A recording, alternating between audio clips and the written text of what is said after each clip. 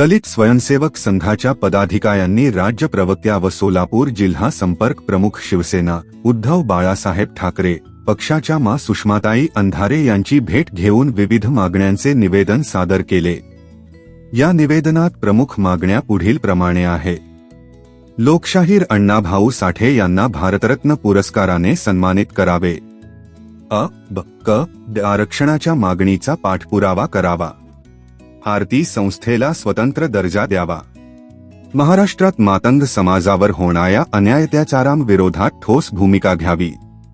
अण्णाभाऊ साठे आर्थिक विकास महामंडळाचे भागभांडवल 1000 कोटींपर्यंत वाढवावे। क्रांतीवीर लहुजी वस्ताद साळवे मातंग समाज अभ्यास आयोगाच्या शिफारशी लागू कराव्यात।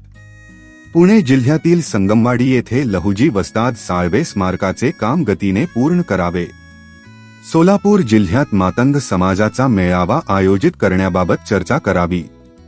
संघटनेच्या वतीने या सर्व मागण्यांचा शासन स्तरावर पाठपुरावा करण्याची विनंती करण्यात आली आहे।